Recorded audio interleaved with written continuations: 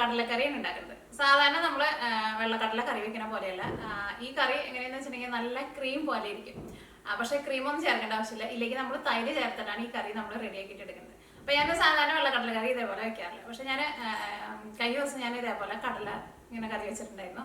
അപ്പോൾ എല്ലാവർക്കും നല്ല ഇഷ്ടമായി, നല്ല ടേസ്റ്റ് ആയിരുന്നു. എന്നിട്ട് ഞങ്ങൾ ചപ്പാത്തിയുടെ കൂടെയാണ് കഴിച്ചിട്ടുണ്ടായിരുന്നു. അപ്പോൾ ഇന്നിപ്പോൾ ഞാൻ നിങ്ങളെ കാണിക്കാൻ വേണ്ടിയിട്ട് പോണ ഈ വീഡിയോ ഓൾറെഡി ഞാൻ ഇന്നലെ ചെയ്ത് വെച്ചോ. അപ്പോൾ ഇന്നാണ് ഞാൻ അപ്ലോഡ് ചെയ്യാൻ വേണ്ടിയിട്ട് പോകുന്നത്. അപ്പോൾ ഇന്നലെ രാത്രി ഞങ്ങൾ ഇപ്പോൾ നിങ്ങളെ കാണിക്കാൻ വേണ്ടിയിട്ട് പോകണം ഈ വെള്ളക്കടലക്കറി കൂട്ടിയിട്ട് ഞങ്ങൾ പൂരി കൂട്ടിയിട്ടാണ് കഴിച്ചിട്ടുണ്ടായത്. ഇന്നലെ ഞങ്ങളുടെ ഡിന്നർ അതായിരുന്നു. അപ്പോൾ ഞാൻ 1/2 കിലോ കടല വെച്ചിട്ടാണ് ഈ റെസിപ്പി ഞാൻ ചെയ്തേക്കുന്നത്. പക്ഷേ 1/2 കിലോ കടല അത് കുറച്ചധികം ഉണ്ടായിരുന്നു കറി. അപ്പോൾ ഇന്നലെ ഞാൻ എന്താ ചെയ്തതെന്ന് വെച്ചിട്ടുണ്ടെങ്കിൽ ആ കറിയിൽ നിന്ന് പകുതി കറി എടുത്തിട്ട് ഞാൻ ഫ്രിഡ്ജിലേക്ക് വെച്ചു. ബാക്കി കറി ഒന്ന് ഇരുന്ന് കഴിഞ്ഞപ്പോൾ കറി ഒന്ന് തിക്കായിട്ട് വന്നിട്ടുണ്ടായിരുന്നു. അപ്പോൾ ഞാൻ അതിലേക്ക് കുറച്ചുകൂടി വെള്ളം വെച്ചിട്ട് കറി ഒന്നുകൂടി ഒന്ന് ചൂടാക്കി എന്നിട്ട് പൂരിയിലൂടെ കഴിച്ചു. നല്ല ടേസ്റ്റ് ആയിരുന്നു ശരിക്കും കഴിക്കാൻ വേണ്ടിയിട്ട്. പാത്രം ഫുള്ളായിട്ട് കാലിയായിട്ടുണ്ടായിരുന്നു. ബാക്കിയുള്ള കറി ഫ്രിഡ്ജിൽ എടുത്ത് വെച്ചിട്ടുണ്ട്. അപ്പോൾ ഞാൻ പറഞ്ഞു എന്താണെന്ന് വെച്ചിട്ടുണ്ടെങ്കിൽ ഈ കറി നിങ്ങൾ ഉണ്ടാക്കുമ്പോൾ കുറച്ച് വെള്ളം പോലെ ഉണ്ടാക്കണം കേട്ടോ. ഞാനിനി അത് കാണിക്കുന്നത് കുറച്ച് തിക്കായിട്ടാണ് ഇരിക്കുന്നത്. കാരണം ഈ കറി ഒന്ന് ഇരുന്ന് ഒന്ന് ചൂടാറി കഴിഞ്ഞ് കഴിയുമ്പോൾ ഒന്ന് ചെറുതായിട്ടൊന്ന് തിക്കായിട്ട് വരും. പിന്നെ ഇതിലേക്ക് നിങ്ങൾ തൈര് ചേർക്കുമ്പോൾ ഞാൻ ചേർക്കണ തൈര് അധികം പുളിയില്ലാത്ത തൈരാട്ടോ. അപ്പോൾ ഞാൻ അധികം പുളിയില്ലാത്തതുകൊണ്ട് തന്നെ ഇതിലേക്ക് ഞാൻ 1.5 ഗ്ലാസ് തൈരാണ് ചേർക്കുന്നത്. അപ്പോൾ നമ്മുടെ നാട്ടിലേക്ക് തൈരൊക്കെ ആകുമ്പോൾ ചിലപ്പോൾ നല്ല പുളി ഉണ്ടാവും. അപ്പോൾ അതനുസരിച്ചിട്ട് വേണം കേട്ടോ തൈര് ചേർക്കാൻ വേണ്ടിയിട്ട്. കാരണം അല്ലെങ്കിൽ ഭയങ്കര പുളിയായിട്ടുണ്ടെന്ന് വെച്ചിട്ടുണ്ടെങ്കിൽ കറിക്ക് അത്രയ്ക്ക് നമ്മൾ വിചാരിക്കുന്ന ടേസ്റ്റ് ഉണ്ടാവില്ല. പിന്നെ ഞാൻ ഇതിലേക്ക് ഒരു 1.5 തക്കാളിയും ചേർക്കുന്നുണ്ട്. അത് ഇവിടെ ഞാൻ കിട്ടുന്ന തക്കാളിക്ക് പുളി ഭയങ്കര കുറവാണ്. അപ്പോൾ നമ്മുടെ നാട്ടിലെ തക്കാളിക്ക് എന്ന് വെച്ചിട്ടുണ്ടെങ്കിൽ അത്യാവശ്യം നല്ല പുളിയുള്ള തക്കാളി ആയിരിക്കില്ല. അപ്പോൾ നിങ്ങൾ ഒരു തക്കാളി ചേർത്താലും മതിയാവും കേട്ടോ. അപ്പോൾ ആ തൈര് പിന്നെ തക്കാളിയും അത് നിങ്ങൾ ആ പുളിക്ക് അനുസരിച്ചിട്ട് നിങ്ങൾ ചേർക്കണം. അല്ലെങ്കിൽ ഭയങ്കര പുളിയായിട്ടുണ്ടെങ്കിൽ ചിലപ്പോൾ നമ്മൾ വിചാരിക്കുന്ന ടേസ്റ്റ് ഉണ്ടാവില്ല. അപ്പോൾ നിങ്ങളെല്ലാവരും ട്രൈ ചെയ്ത് നോക്കാം. ഉറപ്പായിട്ട് നിങ്ങൾക്ക് എല്ലാവർക്കും നല്ല ഇഷ്ടമാവും. പ്രത്യേകിച്ച് കുട്ടികൾക്കൊക്കെ നല്ല ഇഷ്ടമാണ് കറിയുന്നത്. അപ്പോൾ ട്രൈ ചെയ്ത് നോക്കാം. ട്രൈ ചെയ്ത് നോക്കിയിട്ട് ഫീഡ്ബാക്ക് പറയാൻ വേണ്ടിയിട്ട് മറക്കരുത്. പിന്നെ ലാസ്റ്റ് അപ്ലോഡ് ചെയ്തിട്ടുണ്ടായിരുന്നത് ജിലേബിയുടെ റെസിപ്പി ആയിരുന്നു. നിങ്ങൾ കുറേ പേരൊക്കെ ട്രൈ ചെയ്ത് നോക്കിയിട്ട് നല്ല ടേസ്റ്റ് ഉണ്ടായിരുന്നു എന്ന് പറഞ്ഞു. ആ ജിലേബി എങ്ങനെയെന്ന് വെച്ചിട്ടുണ്ടെങ്കിൽ നല്ല അത്യാവശ്യം നല്ലൊരു ക്രിസ്പി ആയിട്ട് ഇരിക്കുകയും ചെയ്യും. അതിൻ്റെ ഉള്ളിലേക്ക് ശർക്കര പാനിയൊക്കെ പിടിച്ചിട്ട് നല്ല ജ്യൂസി ആയിട്ടിരിക്കും. അപ്പോൾ ആ റെസിപ്പി കാണാത്തവരുണ്ടെന്ന് വെച്ചിട്ടുണ്ടെങ്കിൽ അതും കൂടിയിട്ട് കാണാൻ വേണ്ടിയിട്ട് മറക്കരുത് കേട്ടോ. അപ്പോൾ ഇത് നമുക്ക് ഒട്ടും സമയം കളയണ്ട തന്നെ നമ്മുടെ വെള്ളക്കടലക്കറി നമുക്ക് റെഡിയാക്കിയിട്ട് എടുക്കാം. അപ്പോൾ ഈ നമുക്ക് നമ്മുടെ കടലക്കറി റെഡിയാക്കിയിട്ട് എടുക്കുക. അപ്പോൾ ഫസ്റ്റ് നമുക്ക് കടല വേവിച്ചിട്ട് എടുക്കണമല്ലോ. അപ്പോൾ ഞാൻ എന്തോരം കടലേനെ എടുത്തതെന്ന് വെച്ചിട്ടുണ്ടെങ്കിൽ നോക്കിയേ ഇതേപോലത്തെ ഗ്ലാസ്സിൽ 2 ഗ്ലാസ് കടലേനെ എടുത്തത്. അപ്പോൾ അത് ഗ്രാമിൽ ഞാൻ നോക്കി കഴിഞ്ഞപ്പോൾ ഒരു 450 ഗ്രാം ഉണ്ട്. 450 ഗ്രാം തുടങ്ങി 500 ഗ്രാം വരെ എടുക്കാം. 1/2 കിലോ കടല. അപ്പോൾ കടല ഞാനിവിടെ വെള്ളത്തിലിട്ടിട്ട് ഫസ്റ്റ് നമ്മൾ കടല വെള്ളത്തിലിട്ടിട്ട് കുതിർത്തില്ല, ഒരു രാത്രി കുതിരാൻ വേണ്ടിയിട്ട് വയ്ക്കാം. അപ്പോൾ കടല നല്ല സോഫ്റ്റായിട്ട് വന്നിട്ടുണ്ട്. അപ്പോൾ കടല വേവിക്കാൻ വേണ്ടിയിട്ട് കുക്കറിലേക്ക് ഇട്ടിട്ട് ഇവിടെ നിങ്ങൾക്ക് അറിയായിരിക്കും നമ്മുടെ ആ കറുത്ത കടലയുടെ അത്രയ്ക്ക് വേവ് ഉണ്ടാവില്ല കേട്ടോ. വെള്ളക്കടല പെട്ടെന്ന് വേവും.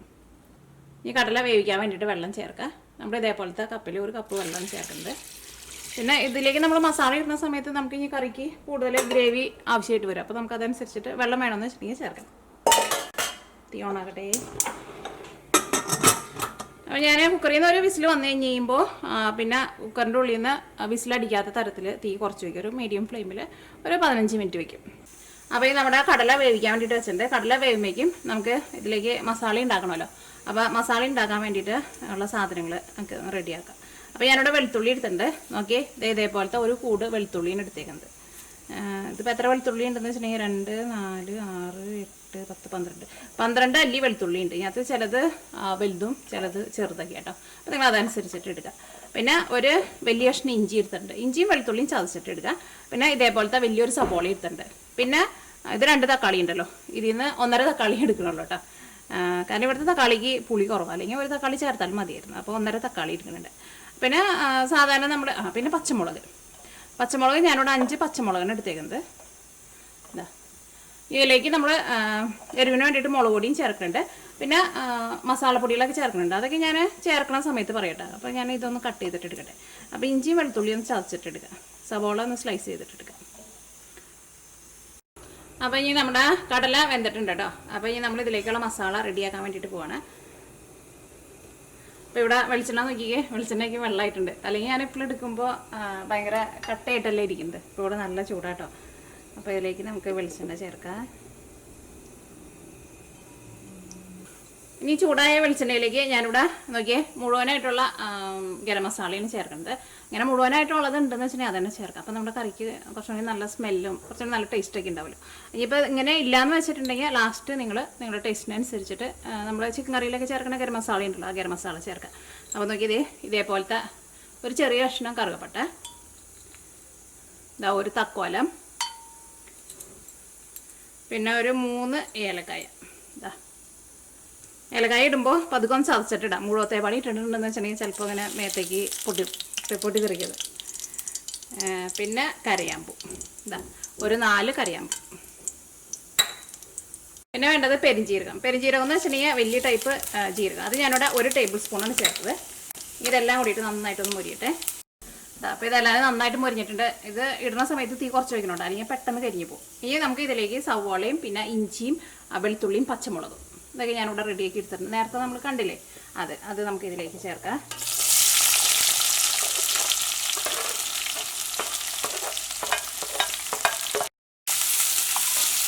ഈ സവോള മൊരിഞ്ഞിട്ട് ഒരു ഗോൾഡൻ കളർ ആവാൻ വേണ്ടിയിട്ട് നിൽക്കണ്ട. ഈ സവോളയ്ക്ക് ഒന്ന് നന്നായിട്ട് വളർന്നു വരില്ലേ, പിന്നെ ഇഞ്ചിയുടെയും വെളുത്തുള്ളിയുടെയും ആ പച്ച ടേസ്റ്റൊക്കെ ഒന്ന് പോകണം.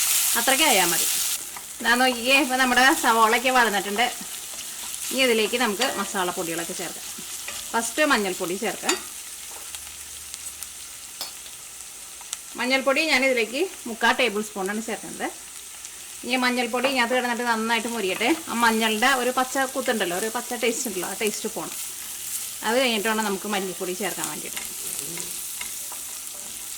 ഞാൻ സാധാരണ കറികളിലേക്ക് മഞ്ഞൾപ്പൊടി നന്നായിട്ട് ചേർക്കാം. എൻ്റെ വീഡിയോ സ്ഥിരം കാണുന്നവർക്ക് അറിയാൻ വേണ്ടിയിട്ട് പറ്റും. അപ്പോൾ ഫസ്റ്റ് ഞാൻ ഇതേപോലെ മഞ്ഞൾപ്പൊടി നന്നായിട്ട് മുരിക്കും. അപ്പോൾ ആ മഞ്ഞളുടെ പച്ച ടേസ്റ്റ് ഒന്നും വരില്ല. മഞ്ഞൾ നമ്മുടെ സ്കിന്നിന് നല്ലതാണല്ലോ. അപ്പോൾ നമ്മുടെ മഞ്ഞൾപ്പൊടി ഇതിനകത്ത് കിടന്നിട്ട് നന്നായിട്ട് മുരിഞ്ഞിട്ടുണ്ട്. ഇനി ഇതിലേക്ക് നമുക്ക് മല്ലിപ്പൊടി ചേർക്കാം. മല്ലിപ്പൊടി ഞാൻ ഇതിലേക്ക് 1 ടേബിൾ സ്പൂണാണ് ചേർക്കുന്നത്. കാരണം കൂടുതൽ ചേർക്കണ്ട. ഇതിലേക്ക് നമ്മൾ തൈരും കൂടിയിട്ട് ചേർക്കുന്നുണ്ടല്ലോ. അപ്പോൾ തൈരും മല്ലിപ്പൊടിയും തമ്മിൽ അത്രയ്ക്ക് നല്ലൊരു കോമ്പിനേഷനല്ല. അപ്പോൾ കുറച്ച് ചേർത്താൽ മതി. ഇനി മല്ലിപ്പൊടി നന്നായിട്ട് മുരിയണം. അപ്പോൾ ഞാനിവിടെ തീ കുറച്ച് വെച്ചേക്കാം കേട്ടോ. തീ കുറച്ച് വെച്ചിട്ട് എല്ലാ മസാലപ്പൊടികളും ഇതേപോലെ ഇങ്ങനെ ഓരോന്നായിട്ട് ഇട്ടിട്ട് നന്നായിട്ട് മുരിച്ചിട്ടെടുക്കുക. അപ്പോൾ നമ്മുടെ കറിക്ക് നല്ല ടേസ്റ്റ് ആയിരിക്കും. അപ്പോൾ നമ്മുടെ മല്ലിപ്പൊടിയും ഇതിനകത്ത് കിടന്നിട്ട് നന്നായിട്ട് മുരിഞ്ഞിട്ടുണ്ട്. ലാസ്റ്റ് ഇതിലേക്ക് നമുക്ക് മുളക് പൊടി ചേർക്കാം. കാരണം മുളക് പൊടി പെട്ടെന്ന് മുരിയും. അപ്പോൾ അതുകൊണ്ടാണ് ലാസ്റ്റ് നമ്മൾ മുളക് പൊടി ചേർക്കുന്നത്. മുളക് പൊടി ഞാനിതിലേക്ക് നോക്കി ഇതേപോലെ 1 ടേബിൾ സ്പൂണിൽ ഇങ്ങനെ നിറച്ചെടുക്കുന്നുണ്ട്. അല്ലെങ്കിൽ മുളക് പൊടി നിങ്ങളുടെ എരിവിനനുസരിച്ചിട്ട് ചേർക്കുക, പച്ചമുളകും നിങ്ങളുടെ എരിവിനനുസരിച്ചിട്ട് ചേർക്കുക. ഇങ്ങനെ മസാലപ്പൊടികൾ ചേർക്കുമ്പോൾ തീ നന്നായിട്ട് കുറച്ച് വയ്ക്കണം. അല്ലെങ്കിൽ ഇതിൻ്റെ ഉള്ളിൽ നിന്ന് ഇപ്പം നമ്മൾ തീ കൂട്ടി വെച്ചിട്ടുണ്ടെന്ന് വെച്ചിട്ടുണ്ടെങ്കിൽ നന്നായിട്ട് പുക വരും കേട്ടോ. അത് ആദ്യമൊക്കെയായിട്ട് ഇങ്ങനെ കറിയൊക്കെ ഉണ്ടാക്കുന്നവർ പ്രത്യേകം ശ്രദ്ധിക്കണം. കാരണം മസാലപ്പൊടികൾ കരിഞ്ഞിട്ടുണ്ടെന്ന് വെച്ചിട്ടുണ്ടെങ്കിൽ നമ്മുടെ കറിക്ക് ഒരു കയ്പ്പ് രസം വരും. ഇനി ഞാനിതിലേക്ക് നമ്മളൊരു 1.5 തക്കാളി ചേർക്കാൻ വേണ്ടിയിട്ട് വെച്ചിട്ടില്ലേ, ആ തക്കാളിയും കൂട്ടിയിട്ട് ഇതിലേക്ക് ചേർക്കാം. അപ്പോൾ ഇത് കുറച്ച് വെളിച്ചെണ്ണ കുറവുണ്ട്, കുറച്ചുകൂടി വെളിച്ചെണ്ണ ചേർക്കട്ടെ. അല്ലെങ്കിൽ എന്താ നമ്മുടെ ഈ മസാലപ്പൊടികൾ ശരിക്കായിട്ട് മുരിയില്ല.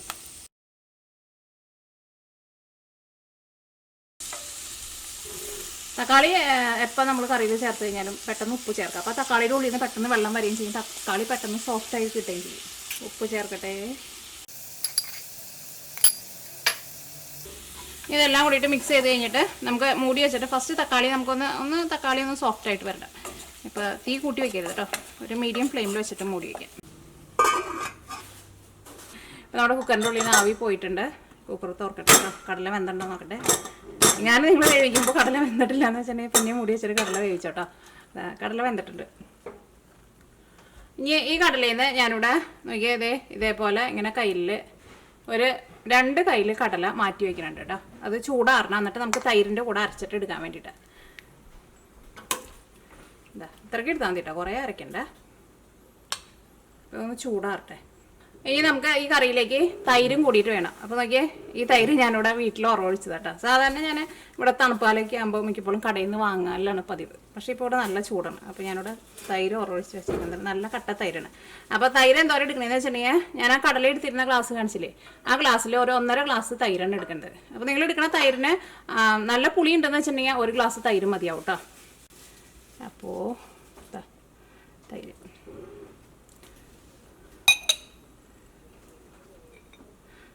ഇതൊരു ഏകദേശം അളവിലെടുക്കുക. അപ്പോൾ നിങ്ങൾ ഒരളവ് കാണിക്കാൻ വേണ്ടിയിട്ടാണ് ഞാൻ കാണിക്കുന്നത്.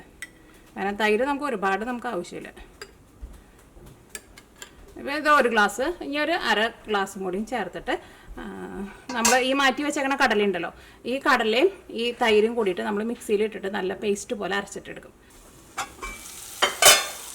അപ്പോൾ നോക്കിക്കേ, നമ്മുടെ തക്കാളി നന്നായിട്ട് വെന്ത് ഉടഞ്ഞിട്ടുണ്ട്. ഭയങ്കര പേസ്റ്റ് പോലെ ആവണ്ട, പക്ഷേ തക്കാളി നന്നായിട്ട് വേവണം കേട്ടോ. ഇനി നമുക്ക് തീ ഓഫ് ചെയ്യാം. ഇനി ഇതും നമുക്ക് മിക്സിയിൽ ഇട്ടിട്ട് നല്ല പേസ്റ്റ് പോലെ അരച്ചിട്ടെടുക്കണം. അപ്പോൾ നമ്മുടെ മസാല ചൂടാറിയിട്ടുണ്ട്. മിക്സിയിൽ ഇട്ടിട്ട് അരച്ചിട്ടെടുക്കട്ടെ കേട്ടോ. ഇനി നല്ല പേസ്റ്റ് പോലെ അരച്ചെടുക്കാം. ഞാൻ വെള്ളം ചേർക്കണില്ല കേട്ടോ, കാരണം ഇതിലേക്ക് നമ്മൾ ഇനി തൈരൊക്കെ ചേർക്കണുണ്ടല്ലോ. അപ്പോൾ നമ്മുടെ മസാല നല്ല പേസ്റ്റ് പോലെ അരച്ചെടുത്തിട്ടുണ്ട്. ഇതിലേക്ക് നമുക്ക് ആ തൈരും കടലയും കൂടി ചേർത്തിട്ട് ഒന്നുകൂടി നല്ല പേസ്റ്റ് പോലെ അരച്ചിട്ടെടുക്കാം.